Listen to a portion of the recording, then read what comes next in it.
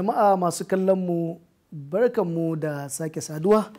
a ci gaban wannan shiri namu mai taken Africa Tech wanda Africa TV ta ɗauki nauyin kawo muku. A satin da ya gabata muna bayani ne akan abin da ya shafi hard disk, inda a yau za mu ci gaba da kuma wani abu wanda yake cikin shi ɗin wannan system unit a saman wannan motherboard tare da ni injiniya Bashir Idris Bashir. A kan wannan motherboard mun ci akwai expansion slots. Wannan expansion slots wa'insu slots ne, wa'insu ramuka ne da aka yi su musamman aka kirkire su a saman motherboard saboda ya zamana za a iya ɗauko wani abu wanda a cikin wa'innan ports ɗin da muka lissafa ɗaya ya samu matsala ko ya lalace ko kuma ma babu shi wannan ports ɗin na wani peripheral da ka siyo sabo kake so ka jona ta da kwamfuta, to sai aka ƙirƙiri wa'innan slots ɗin ta yadda ko da babu wani ports ko abin da ka zo da shi dai baya amfani ila da VGA ko baya amfani da USB port ko baya amfani da parallel port ko kuma yana amfani da shi amma wannan port ɗin da ke kan motherboard ya samu matsala ko kuma ba zai yi supporting ɗin wannan device ɗin da ka zo da shi ba, to sai aka ƙirƙiri wa'innan ramuka na expansion slots. A wa'innan ramuka akwai su PCI, PCI 1, PCI 2 har PCI 3. Akwai su gasu nan wanda za a gan su kala-kala kusan kashi 4 ko kashi 5. Shi wannan PCI port ko kuma PCI slot card ne, kamar bari mu kalla a ce sound ɗinka kana son ka sa wani device da za ka rika samun sound mai ƙarfi, za ka je ka nemo sound card na wannan device ɗin sai ka sanya a wannan slot ɗin,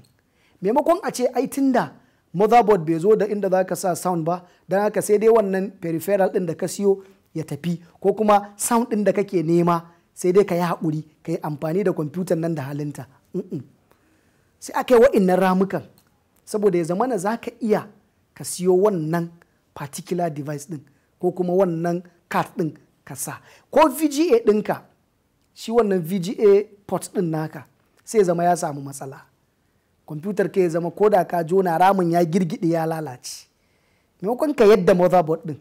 to sai aka yi wani card na VGA card wanda za ka yi zuwa ka siyo shi ko ka nemo shi sai ka sanya a wannan VGA PCI slots ɗin. Idan ka sa zai zama ya samu alaƙa tsakanin shi da kwamfutar ka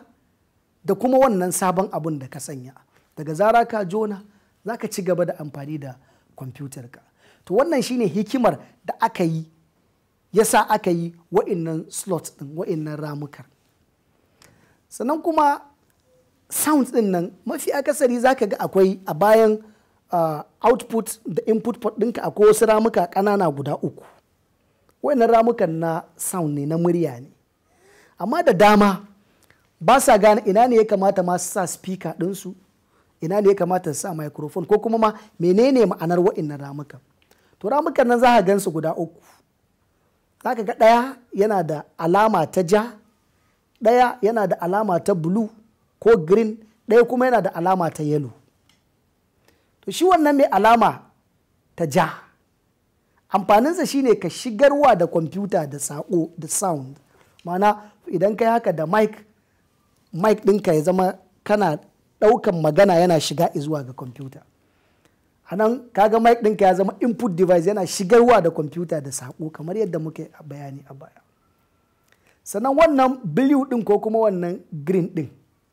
shi kuma amfaninsa shine ya fitar da murya daga kwamfuta, mana idan kana da speaker za ka jona wa kwamfutan nan ta wannan rami, in ka jona sound zai rika fita daga cikin kwamfuta ya zama output kenan. Kaga anan ramukan nan sun bambanta, kaga an samu input kuma an samu output. Sannan kuma wancan guda ɗaya mai yellow ana amfani da shi ne wurin amfani da amplifier, kamar ila za ka jona wani rediyo kai wani aiki na editing, to za ka amfani da wannan ramin ne wurin yin amfani da shi. To shi ma idan ya samu matsala wannan sound port din suna da damuwa, to kana iya zuwa ka siyo sound card sai ka tafi wurin wannan rami da aka yi shi don musamman an yi shi ne kawai kamar yadda na ce don a ɗauko wani abu wanda ya lalace ko kuma wani abu wanda babu shi a kan shi wannan motherboard ɗin a ƙara domin a samu abin da ake so a tattare da ita wannan kwamfuta. Sannan a saman wannan motherboard mutane in ka lura da kyau za ka ga akwai wa'insu zane, wa'innan zanen ba wai kawai an yi su bane don kwalliya, su ma wayoyi ne da suke isar da wasu saƙonni, su ne wayoyin da suka haɗa wa'innan slots ɗin, wa'innan ramukan suka yi communicating da junansu har suka kai wa processor abin da suke so su kai masa. Wa'innan zanannukan da muke gani ana kiransu da buses, wa'innan su suka haɗu suke haɗa junansu su isar da saƙo su kai wa shi wannan ma'ana processor ɗin.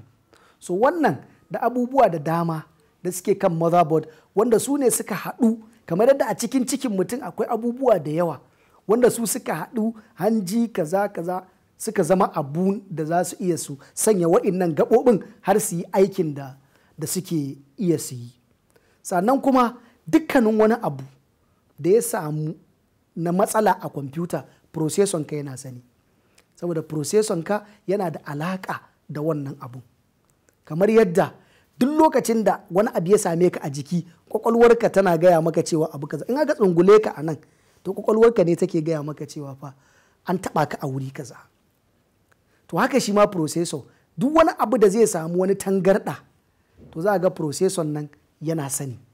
Idan kuma processor ne wani bangare na wani abu daga cikin abubuwan da kake amfani da su ya samu matsala, to za ka ga abun lafiyan salau amma za ka ga yana malfunctioning, za ga baya maka aiki yadda kake bukata ko kuma yadda ya dace. Kaga kenan dukkanin wa'innan abubuwan aikinsu yana karewa ne ya koma zuwa ga shi wannan processor din. Su kuma wa'innan abubuwan suna aiki ne wa processor din don ya iya ya processing abun da kai kake so, ma'ana ya maka processing ya kuma fitar maka da shi ta yadda kake bukata. A nan muka zo ƙarshen wannan darasi, sai kuma idan mai kowa mai komai ya kai mu mako mai zuwa za mu ɗaura, inda za mu ci gaba da bayani akan kuma bambance-bambancen softwares da kuma shi kan shi ma'ana hardwares ɗin kamar yadda muke gabatarwa a daidai wannan lokaci. Ku biyo mu sati mai zuwa a cikin wannan tasha na Africa TV